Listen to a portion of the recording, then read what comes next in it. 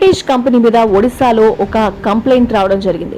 పాడైపోయిన పెరుగు అలాగే మిగతా డైరీ ప్రొడక్ట్స్ అమ్ముతున్నారంటూ ఒక మహిళ కంప్లైంట్ చేయడంతో ఈ వ్యవహారం వెలుగులోకి వచ్చింది.